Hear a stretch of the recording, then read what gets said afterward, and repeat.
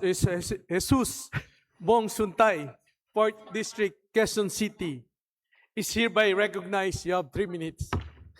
Mr. Speaker, distinguished colleagues, we debate this impeachment at a time when Filipino people are facing a crisis far larger than the political conflict inside this chamber.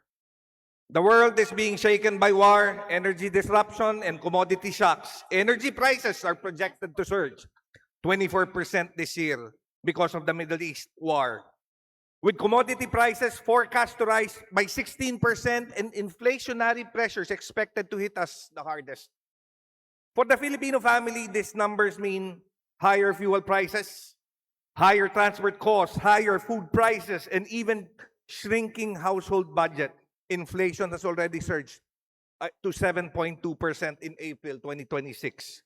And yet, in the middle of this economic storm, Congress is being asked to devote its gravest constitutional power to an impeachment case built on complaints that remain constitutionally infirm, procedurally defective, and factually incomplete. Let us be clear, not impeaching the Vice President does not mean she can no longer be held accountable. Hindi po totoo na kapag hindi tinuloy ang impeachment, wala nang kaso. If there is graft, file graft case. If there is malversation, file a malversation case. If there is unexplained wealth, file the proper case before the proper court. The Vice President is not absolutely immune from suit under the Constitution. And once she is no longer Vice President, she becomes fully subject to ordinary criminal and civil processes without the political complications of an impeachment. Accountability is never lost. Accountability is not achieved through impeachment alone. Accountability must serve justice and not political convenience. It must be fair, constitutional, and consistent. If impeachment is to be used to remove a sitting Vice President, then the House must apply the highest standard, not the lowest. We must demand ultimate facts, competent evidence, personal participation, and clear acts constituting the impeachable offenses. That is why the harder question must be asked. With barely 2 years left in her term, what good will the impeachment do for our country? Will it lower prices? Will it solve the energy crisis? Will it return stolen public funds? Will it fix flood control corruption? Or will it only deepen division in our already divided nation and turn the national agenda into another prolonged political war? For this reason, impeachment is lost when the motives behind it become suspect. Justice is not achieved when accountability becomes only a consolation prize for a political conflict. Let us not pretend that what we are witnessing is purely a principled constitutional process. The public sees the bitter conflict between former allies. They see a struggle for political supremacy. They see the risk that the instrumentalities of government is being used to destroy political opponents. Committee report number 261 itself shows the weakness of this process. The Committee on Justice did not merely evaluate the complaints, it built the case after the complaints were filed. Hindi impeachment screening ang ginawa ng komite. Case building ang ginawa. An impeachment complaint must stand on its own from the beginning. It must contain ultimate facts. It must allege acts constituting impeachable offenses. It must show personal participation and legal nexus. Hindi pwedeng kulang ang reklamo tapos ang komite ang maghahanap ng ebidensya sa pamamagitan ng supina, AMLA record, BIR record, SEC record, NBI files, at testimony ng witness na inilabas pa sa bilangguan para lang punuan ang kakulangan. The committee received testimony and documents then limited meaningful testing. Kung gagamitin ng ebidensya para iakyat ang impeachment, dapat pinapayagan din subukan ang credibility, authenticity, personal knowledge, and relevance. The evidentiary record is not merely weak, it is compromised. The committee took the word of Ramil Madriaga, a convicted criminal, as though it was gospel truth. In any fair proceeding, the testimony would have been received with extreme caution, subjected to searching scrutiny and corroborated by independent evidence. Instead, it was used as a pillar for probable cause. The committee received most from a government official appointed only a week before appearing in front of the committee on matters involving documents protected by law that should have triggered restraint, not haste. It should have demanded safeguard, not political momentum. Most troubling, the executive director of the Anti-Money Laundering Council presented AMLAC-related figures but did not disclose a material qualification in the report. That BPI had requested correction of certain reported transactions because of bank system issues. The omission matters because it affected the public understanding and supposed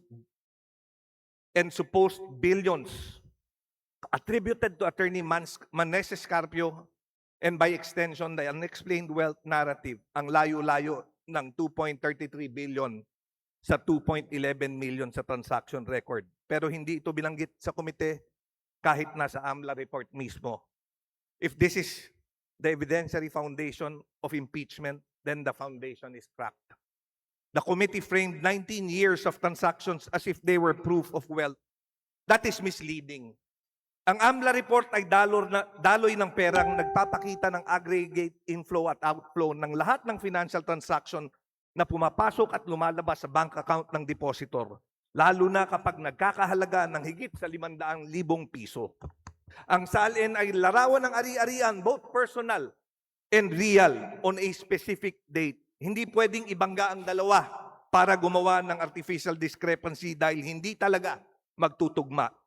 On bribery, report relied on envelopes, reimbursement, and alleged monetary gifts to DepEd officials. But bribery has elements. Nasaan ang kapalit? Nasaan ang Procurement Act? Nasaan ang official action na binili? On the threat-related charges, the committee relied on public statements, video clips, transcripts, NBI records, and press remarks, but walang nahanap o naipresentang hired gun. Public statements, even offensive or reckless ones, do not automatically constitute sedition. Insurrection, conspiracy, or assassination. The law still requires overt act, intent, and factual nexus to unlawful action. Hindi lahat ng masamang salita ay krimen, lalo na kung wala namang overt act. Hindi lahat ng galit ay sedition at hindi lahat ng political rhetoric ay insurrection. On confidential funds, the committee relied on co-observation, notices of disallowance, and alleged liquidation irregularities. These are serious matters, but they do not automatically become malversation, plunder, graft, or impeachable offenses. A COA finding is not a conviction. An audit observation is not proof of criminal intent. A notice of disallowance is not by itself proof that the Vice President stole public funds. The law requires more unlawful. The law requires more unlawful appropriation, personal participation, intent, and direct attribution to the respondent. Yan ang dapat ipinakita. Representative Suntay, please wrap up. Ang problema ng committee report number 261 ay hindi lamang pagkakulang ng ebidensya. Ang mas mabigat na problema ay ang paraan ng pagbuo ng ebidensya. The committee began with a constitutionally weak complaint, expanded the record through broad subpoenas, limited meaningful testing, and treated the resulting record as if it cured the original defect. Impeachment must meet higher constitutional standards, Mr. Speaker, because it seeks to overturn an electoral mandate. President Ferdinand Marcos Jr. received 31,629,783 votes. Vice President Sara Duterte received 32,208,417 votes. Those votes do not place anyone above accountability, but they demand restraint, seriousness, and fairness before Congress attempts to remove an elected national official. It was for this reason that I voted no to the impeachment complaint filed against President Marcos, and it is for the same reason that I oppose the impeachment complaint against the Vice President. Vox Populi, Vox Dei. The voice of the people is the voice of God. It is not absolute in law, but it is sacred in democracy. Boses ito ng manggagawa, nakulang sa sahod, pasyenteng naghihintay ng tulong, commuter, magsasaka, mangingisda, magulang at kabataang pagod na sa gobyernong laging huli sa krisis. Boses ng mga Pilipinong sawa na sa politika at naghahangad lamang ng kasaganahan at pagbabago. For this reason, I cannot support the transmission of the articles of impeachment to the Senate. The country needs accountability, yes. but accountability that is fair, consistent, and constitutional. The country needs action on corruption, yes, but action that applies to all, not only to one political target. The country needs justice, yes, but justice that does not confuse impeachment with the only path to accountability. For fidelity to due process, for consistency with our own rules, and for respect for the sovereign mandate of the Filipino people, I vote no. Majority Leader. Mr. Speaker, I move to recognize the Honorable Toby Chanco from the Lone District of Navotas City for the explanation of his vote. Honorable Tobias Toby Tiangco, Lone District, Navotas is hereby recognized. Mr. Speaker, dear colleagues, ang hirap bumoto ng yes dahil ang sama ng timing nitong impeachment na ito. Nataon kung kailan hirap ang buhay ng ating mga kababayan dulot ng krisis sa gitnang silangan. At mauna pa itong impeachment kaysa pagpasa natin ng batas na makakatulong sa kanila sa panahong ito. Hirap po sila sa presyo ng bilihin. Ang impeachment na ito ay hindi makakatulong na maibsan ang kanilang kahirapan. Ngunit sa ilalim ng ating saligang batas ay may itinakdang numero ng araw para ito ay maresolba sa House of Representatives. Ang hirap bumoto ng yes dahil walang moral authority ang House dahil sa laki ng corruption issue sa mga dating liderato ng House of Representatives sa akusasyon ng mali-maletang ninakaw nila at kanilang mga kasabwat.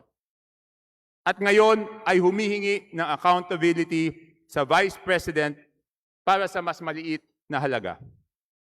Ngunit sa ilalim ng ating saligang batas, ang responsibilidad ng pag-initiate ng impeachment at pagdesisyon ng probable cause ay eksklusibong kapangyarihan ng House of Representatives nang walang anumang kondisyon.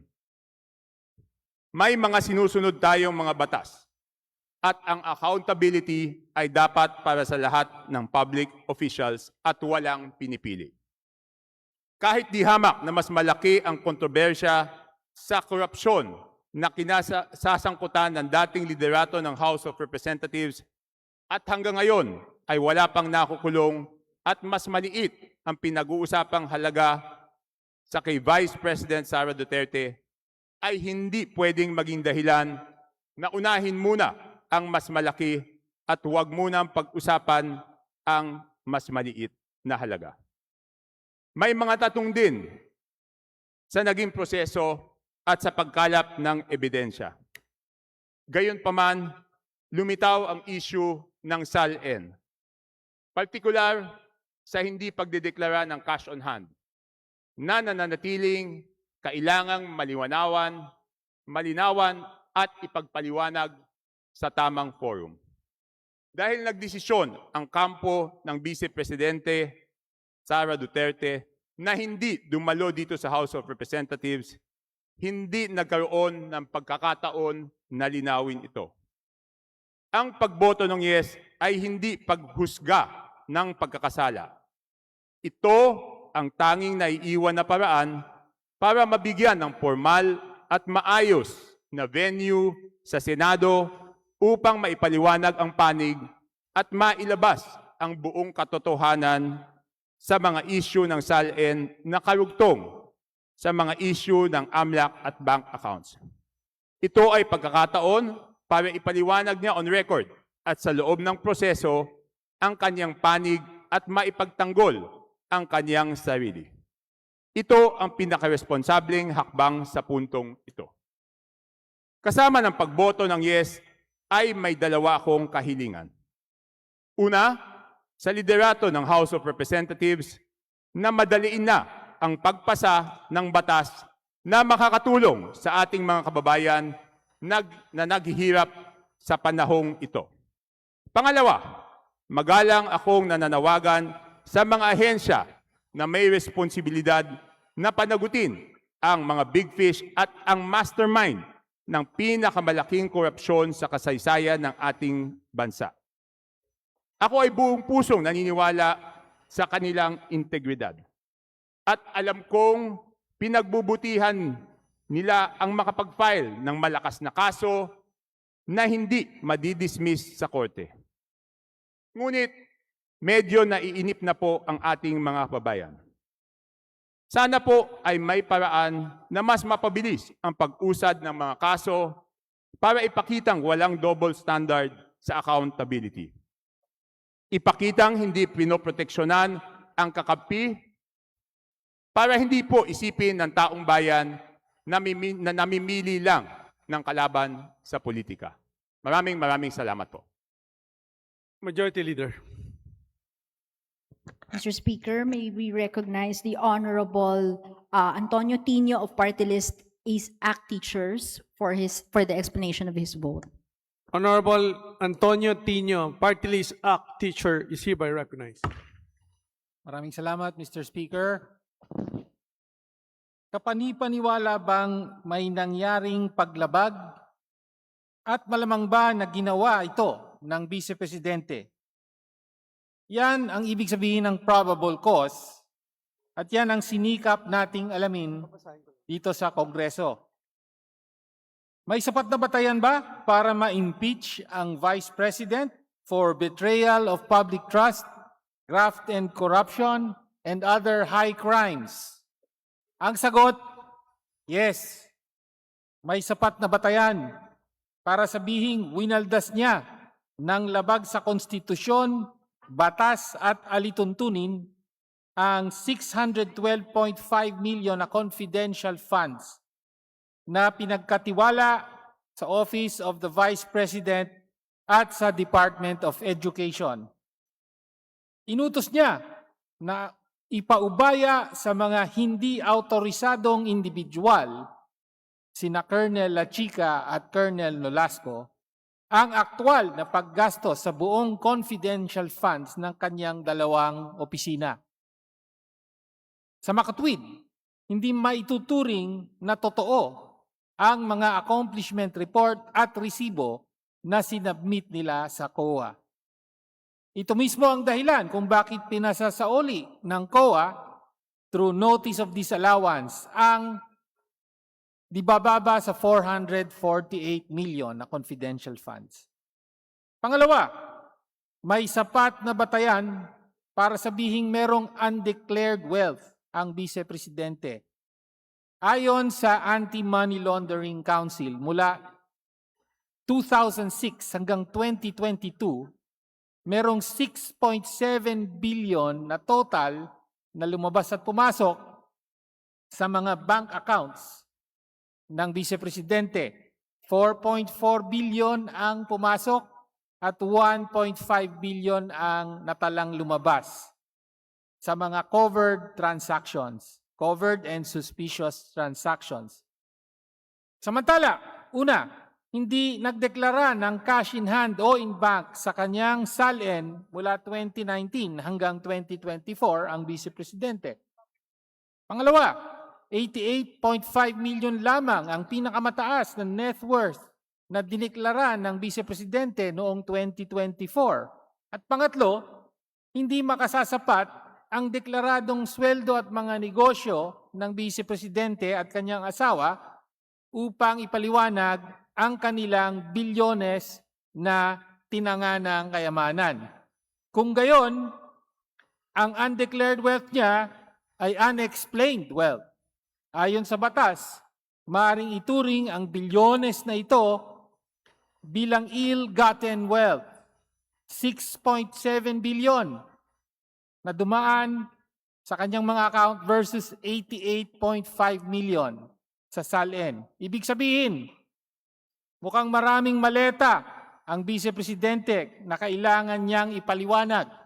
6.7 billion pesos. Hindi lang di wow, kundi wow, mali. Kaugnay sa issue ng death threat at pagkontrata ng assassination, the thing speaks for itself. Huling-huli ang Vice Presidente sa sarili niyang pananalita.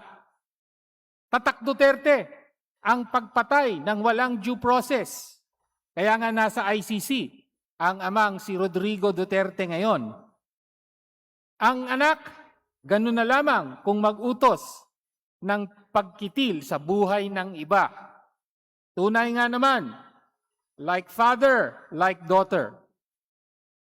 Sa pagkakataong ito, dapat ding idiin ang pagkondena sa paggamit ng politika ng pananakot, pagbanta at paghihiganti sa layuning hadlangan ang pagpapanagot sa pamamagitan ng impeachment. Bilang pangwakas, yes, ang boto ng kinatawang ito. May probable cause na may ginawang impeachable offenses ang Vice President. Kay Vice President Sara Duterte, wala ka ng kawala. Dumating na ang araw ng pagpapanagot. Sa Senado ka na magpaliwanag.